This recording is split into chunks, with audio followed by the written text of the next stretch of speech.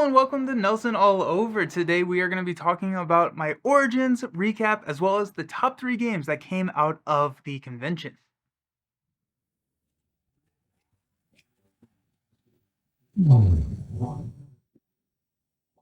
Hello and welcome back. It's been a little bit. I've been taking a little bit of a break through summer and all the travel that comes with that. But I wanted to take a break from my break to talk about Origins, which I just got back from. Origins is a board game convention held in Columbus, No, not Indiana. Wow.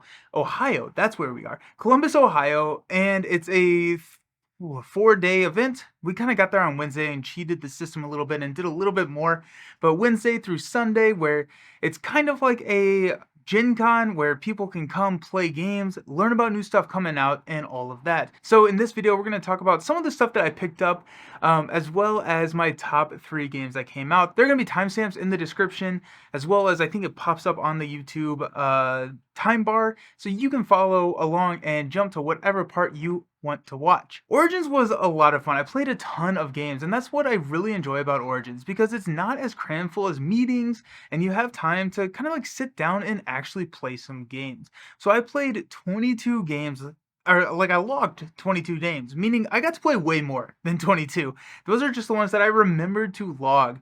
And some of the highlights of that, I got to play some Marvel Champions with a member of the community, which was super fun. We got to stomp on some Sentinels, which was really cool. I got to play Blood on the Clock Tower. Now, I want to talk about this a little bit because I came away from my last Origins not enjoying Blood on the Clock Tower. I had a pretty rough first introduction to Blood on the Clock Tower that had nothing to do with the person running it or anything like that. It was just a group that I wasn't super familiar with. I already don't thrive in social deduction situations, and this was a group I didn't know a lot of the people. I didn't know the rules of the game. It was a conglomeration of things that just kind of led to some unfortunate events, which led me not to believe I didn't like Blood on the Clock Tower. And that changed. That changed this time. We had Blood on the Clock Tower. We did a game with, I think, 12 people, and it was a significantly better experience. The smaller group really helped. We got to form some alliances, kind of talk off, move off into different parts of the room to collude. I actually was the imp who is kind of the main bad person, and I kind of played my ignorance to to my advantage. I was like, I don't really know what this means, all of this kind of stuff, which hopefully led. But then Natalie from Board Gamer Girl was I don't even remember the names at this point. But whatever role that they were, they got one auto kill and took me out, which killed me, but it didn't then transfer to another member on my team, but we ended up not winning. It was so close though. It was a good time. It was a really fun time. Super glad that I gave it another chance.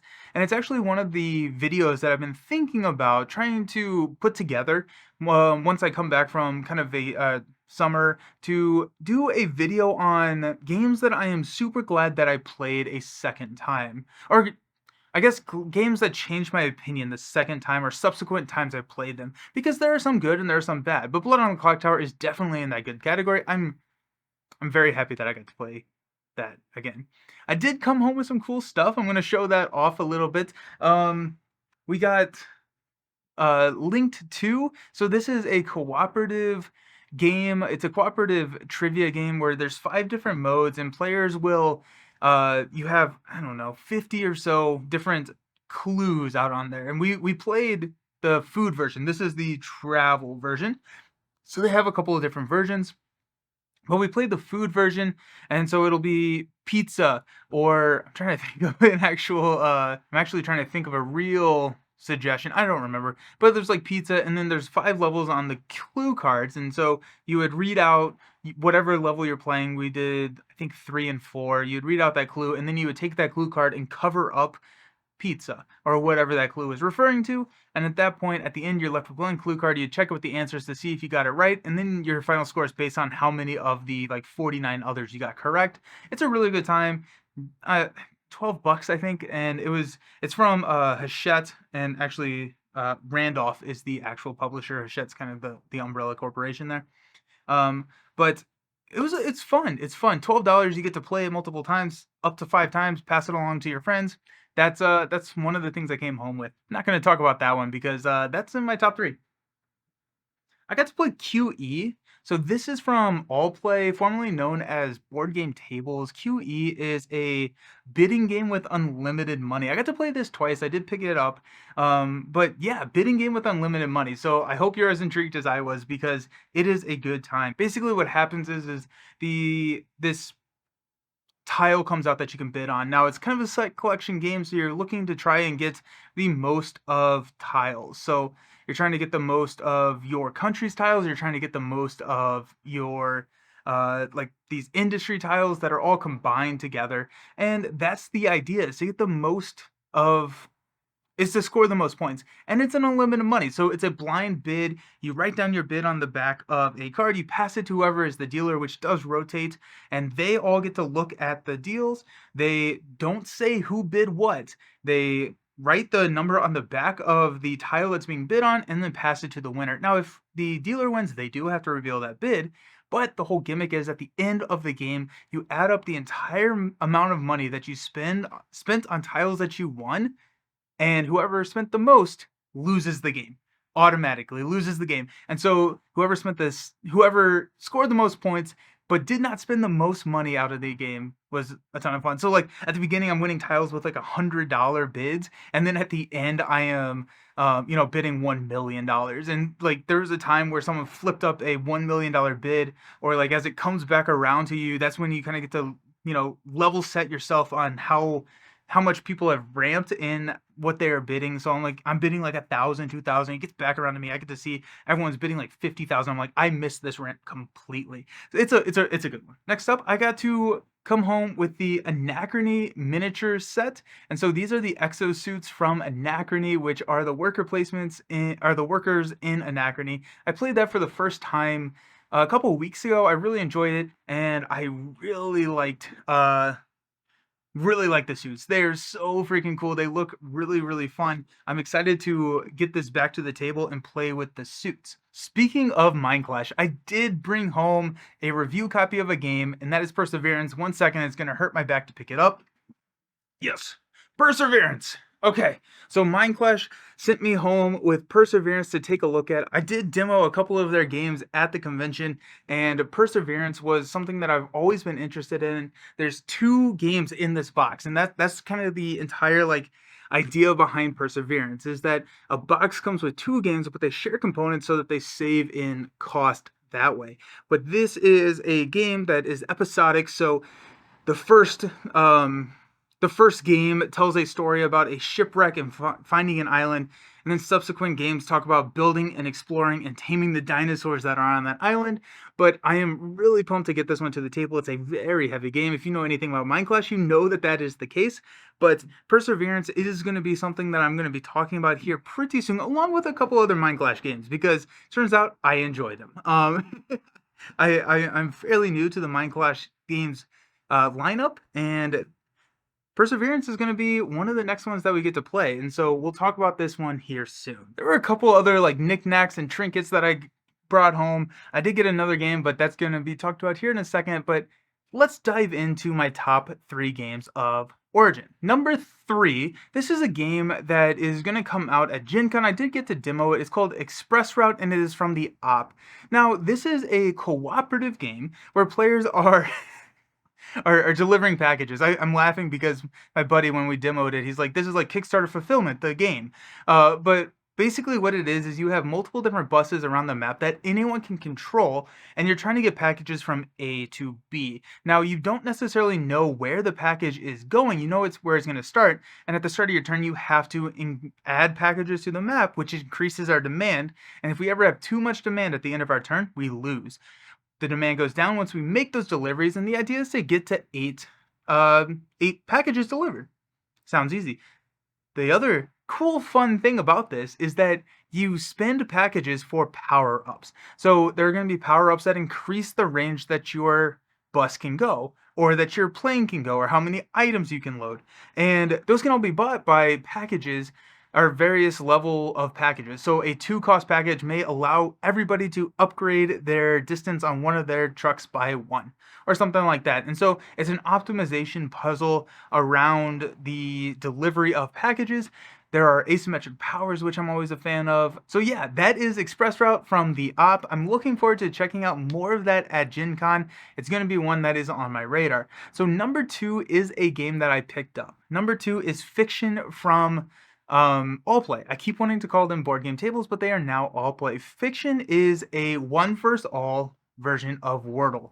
And this is the best way I can describe it. Basically, if you've ever played Wordle, you have to guess a 5-letter word. It'll tell you whether or not the letter is in the word, if it's not in the word, or if it's in the word and in the correct spot. And this is the same thing. You get 10 guesses instead of 5, but the one person who chose the word must lie about one of the responses. So if you guess fish, Fish, dang it, that's not a 4-letter word. uh, if you guess games, let's go with that one. Games. If that is the guess and the A is in the word, but I don't want to say that the A is in the word, I would put an X there and mark it on my little secret pad that I lied about the A. And it is my job as the librarian, which is an incredible pun, and I am all the way here for it. I heard one of the demoers do that. I actually don't know if it is part of the review or in the rulebook, but I love it. The part of the librarian is to try and manage your lies so that you can prolong the game. And I really like this one. I enjoy running the game. I like being the librarian a lot more than I like guessing. I'm not a words person, but I do look at this as kind of running a game. It's kind of like I'm DMing a game. I am not necessarily um hoping that I win. Now, it would be really cool to win. It's fun to win, but what I want to do in the way that I approach it is I want to give the people sitting across the table the best game I possibly can, and it is fun. I think I've probably played this 6 or 7 times. Super quick, super fun. And it's going to be one that I am definitely going to be showing people, telling people to go find at Gen Con, because Fiction is a really solid game. And then my number 1, I kind of may have slipped up. It depends on how I edit it or not, but you may have gotten a little bit of hint. But Perseverance 3 is the number 1 game of the con. This is a game coming out by Mindclash. I showed you that I have Perseverance 1 and 2 in a box over here. Perseverance 3 and 4 is hitting crowdfunding later this year, and they had Perseverance 3 as a demo at Origins. Oh, it was so cool. So it is a very heavy dice placement, area majority type game where on your turn you're going to take a main action and a side action. Now the main action could be placing a dice to activate an area, which also, if you use your color dice, you get an area majority bonus, and once you come and do a scoring round, you will score more. Or you can do an exploration action. So in Perseverance, kind of the story is you find yourself on this island. There are dinosaurs. We have to fight the dinosaurs, and now we've progressed 20 years into the future, and now we are taming the dinosaurs. And so dinosaurs in this game are a type of worker that you use to go explore the island. You have to fight dinosaurs. You don't kill the dinosaurs. You capture the dinosaurs and you train them so that you can use those dinos for future actions. Really freaking cool game. It is a brain burner. We did not keep points, and I am so thankful for that, because the way that it was demoed was also just incredibly well done. It was just kind of a do things. You're going to experience this game. You're not going to do well at this game because it is so heavy, but just go out and try to do something, and then we will work through it. I am really looking forward. One, I've never played 1 or 2. I've never done it. But number 3, you don't have to have played the previous ones. But number 3, I was playing with a couple of people who had played the previous games. The demoer had played the previous games, and they were talking about the similarities. And the nice thing is that if you know how to play any of the Perseverances, you know how to play about 70 to 80% of the other Perseverances, because so much of the iconography is the same, the actions are similar but different, and so Perseverance 3 was incredible. I cannot wait. I will be backing it on crowdfunding when it comes out later this year, and it's going to be some really cool stuff. I love the heavy dice placement, brain burny, area majority thing that it is, and I am really looking forward to trying 1 and 2, but 3 was incredible. I'm really looking forward to it. Top game of convention was Perseverance 3. So that is the Origins recap. I hope you enjoyed. If you were there or if you're thinking about going, I think it's a really good one. It's a nice one. You don't get to see a lot of new games. I think a lot of that is done at Gen Con, which is coming in like 6 weeks. And so I think a lot of companies use Gen Con to premiere new games. Origins, some companies do it, like Mindclash was doing that for Perseverance.